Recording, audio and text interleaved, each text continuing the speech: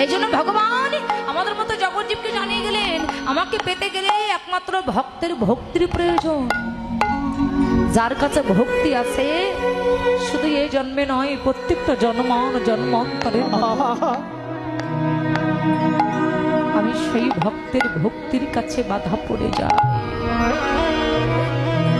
যার কাছে ভক্তি আছে আমি তার কাছে জন্মান্তরের মতো বিক্রি হয়ে যাই। তোমরা বাড়াও, চাপাচ্ছ কেন? আমি তার কাছে জন্মান্তরের মতো বিক্রি হয়ে যাই।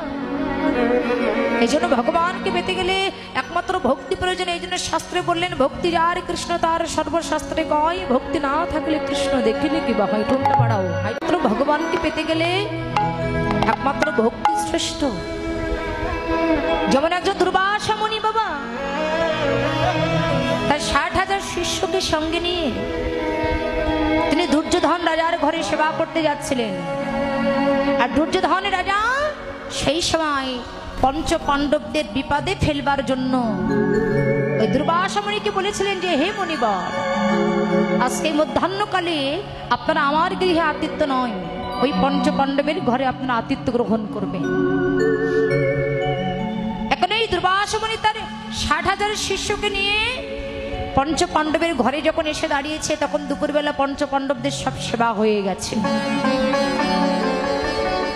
বাকি ছিলেন দ্রৌপদী, তারও সেবা হয়ে গেছে। আর ঠিক সেই সময় দুর্বাসা মুনি এসে দ্রৌপদীকে ডেকে বলছে যে, মা, এই মধ্যাহ্নকালে আমরা তোমার ঘরে আতিথ্য গ্রহণ করতে চাই, তুমি আমাদের সেবার ব্যবস্থা করো, আমরা স্নান করে আসছি।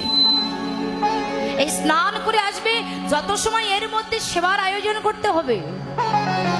এই কথা শ্রবণ করে দ্রৌপদী মনে মনে চিন্তা করলেন, এই মধ্যাহ্নকালে আমি যা রান্না করেছিলাম সব তো আমার পঞ্চ পাণ্ডবদের সেবা হয়ে গেছে, আর এই একটুখানি সময়ের মধ্যে আমি 60,000 মুনি ঋষির সেবা দেওয়ার আয়োজন করব কেমন করে? আমার ঘরে তো কোনো কিছু নাই। কিন্তু শাস্ত্রে শুনেছি, যে ঘরে বৈষ্ণব আসে সেই ঘরে বৈষ্ণব এসে যদি সেবা না করে চলে যায়, তবে এই জগতে সেই ব্যক্তির অমঙ্গল হয়। এ জগতে সেই ব্যক্তির অমঙ্গল হয়।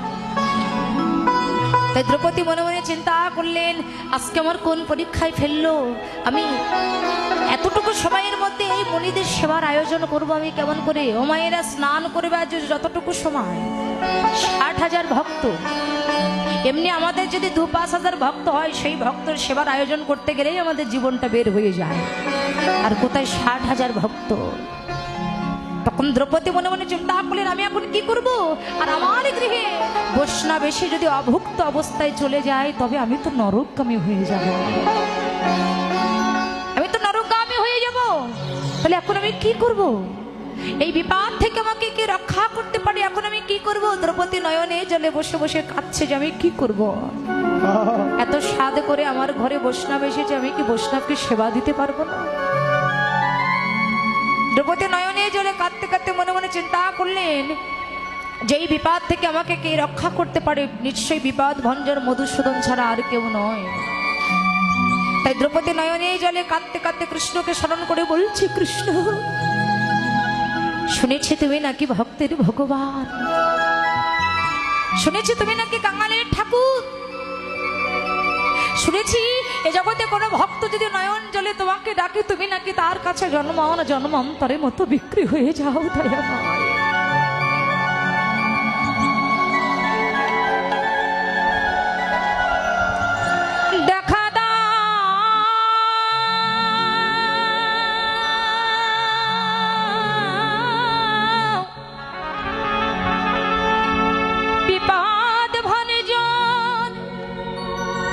মধুসূদন তুমি একবার দেখা দাও,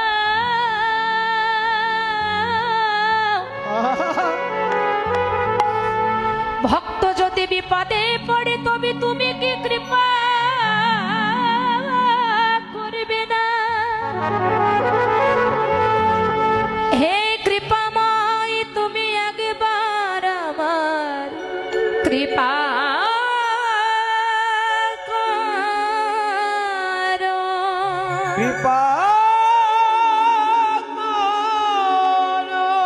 নয়নের জলটা ছেড়ে দিয়ে কৃষ্ণকে ডেকে বলছে, কৃষ্ণ আজকে তোমার ভক্ত বিপদে পড়েছে, তুমি কি তোমার ভক্তকে কৃপা করবে না দয়ামা? শুনেছি তুমি নাকি বিপদ ভঞ্জন মধুসূদন, তুমি একবার কৃপা করে বলে দাও আমার ঘরে আজ বৈষ্ণব এসেছে সেবা করতে, আমি কেমন করে বৈষ্ণবকে সেবা দেব? তুমি একবার এসে আমাকে কৃপা করো দয়াময়। দ্রৌপদী নয়নের জলে মুখ মুখ প্লাবিত করে যখনই কাঁদছে, ভগবান বললেন, আমি জীবনে সবই কিছু সহ্য করতে পারি, কিন্তু আমার ভক্ত নয়ন অশ্রু নয়ন জল আমি কখনো কোনোদিন সইতে পারি না। নয়নের জলে যখনই কৃষ্ণ কৃষ্ণ বলে কাঁদছে, মুখ মুখ প্লাবিত করে, ভক্তের ভগবান সে কি আর সইতে পারে গো মা? দ্রৌপদীর নয়নে জল সহ্য করতে না পেরে কৃষ্ণ তাড়াতাড়ি ছুটে এসে দ্রৌপদীকে ডেকে বলছে, দ্রৌপদী কি হয়েছে, তুমি এমন করে কাঁদছো কেন, কি হয়েছে তোমার? দ্রৌপদী নয়নে জলটা ছেড়ে দিয়ে বলছে,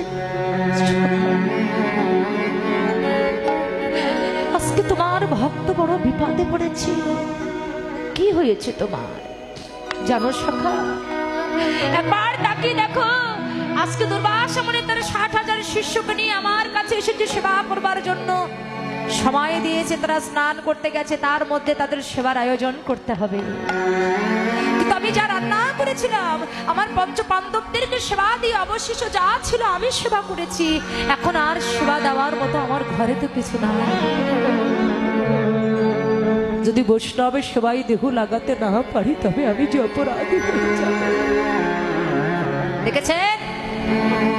আর আমাদের ঘরে যদি কোনো বৈষ্ণব আসে, আমরা অনেকে বৈষ্ণবকে দেখলে ঘরে দরজা দিয়ে দেই। যদি আমরা সেবাই বসি, বৈষ্ণবকে দেখলে বলি তুমি অন্য দ্বারে চলে যাও। কিন্তু ভগবান বললেন, এ জগতে যদি কেউ আমার চরণে অপরাধ করে তবে আমি তাকে ক্ষমা করি, কিন্তু যদি কেউ আমার বৈষ্ণবকে দেখে অশ্রদ্ধা করে, অভক্তি করে, তাদেরকে যদি কেউ অবজ্ঞা করে, তবে সেই পাপীকে নরকগামী হতে হয়। ভগবান বললেন, আমার বৈষ্ণবকে কেউ কটু কথা বললে আমি জীবনে কখনো কোনো দিন সহ্য করি না। বল হরি বল, কোনো দিন আমি সহ্য করি না। দ্রৌপদী নয়নে জল ছেড়ে দিয়ে কাঁদছে। কৃষ্ণ বললেন, আচ্ছা একটা কাজ করো, তুমি যে হাঁড়িতে অন্ন রান্না করেছিলে দেখে এসো তো সেই হাঁড়িতে কোনো অন্ন আছে কিনা। দ্রৌপদী বলছে, না সখা কোনো অন্ন নেই। বলছে, যাও না তুমি আমার কথা শুনে একবার যেয়ে দেখে এসো। হাড়ির সারাটা খুলে হাড়িতে হাত বুলিয়ে দেখে যে হাড়ির একটি কোনায় একটা অন্ন লেগে আছে, অর্ধেক অন্ন। বলছে, সখা অর্ধেক অন্ন লেগে আছে, বলে ওই অর্ধেক অন্নটা তুমি আমার কাছে নিয়ে এসো। আর ওই অর্ধেক অন্নটা এনে যেই না কৃষ্ণের কাছে দিয়েছে, কৃষ্ণ অর্ধেক অন্নটা সেবা করে আমার যেই না একটা ঢেকুর তুলেছে। আর ওই যে দুর্বাসা মুনি তার 60,000 শিষ্যকে নিয়ে স্নান করছিলেন, ভগবান যেন অর্ধেক অন্ন সেবা করে ঢেকুর তুলেছে, আর 60,000 শিষ্য তারাও ঢেকুর তুলে গুরুদেবকে ডেকে বলছে, গুরুদেব কেমন করে যেন উদরটা পরিপূর্ণ হয়ে গেছে, কিছু তো সেবা করতে পারবো না। আপনি মা দ্রৌপদীকে বললেন রান্না করবার জন্য, মা দ্রৌপদী যদি রান্না করে তাহলে প্রসাদ নষ্ট হয়ে যাবে, আমরা প্রসাদে অপরাধী হয়ে যাব। আপনি কৃপা করে মা দ্রৌপদীর কাছে যেয়ে তাকে রান্না করতে নিষেধ করুন, তাকে বলুন যে আমরা অন্য আরেকদিন প্রসাদ গ্রহণ করব। দুর্বাসা মুনি ছুটে এসে বলছে, মাগো আজকে তোমার ঘরে আমরা আতিথ্য গ্রহণ করব না, আমরা অন্য আরেকদিন আতিথ্য গ্রহণ করব। আজকে আমার শিষ্যদের উদারটা পরিপূর্ণ হয়ে গেছে, তারা কিছু সেবা করতে পারবে না। দ্রৌপদী নয়নে জলটা ছেড়ে দিয়ে বলছে, যারা এক্ষুনি সেবা করতে চাইলো আর এখন বলছে সেবা করব না কেন? তাহলে এই করুণাটা নিশ্চয়ই আমার করুণাময়ী সখা কৃষ্ণের করুণা ছাড়া আর কারো করুণা নয়। দ্রৌপদী ছুটতে ছুটতে গিয়ে কৃষ্ণের চরণ দুটি বুকের ভিতরে জড়িয়ে ধরে বলছে,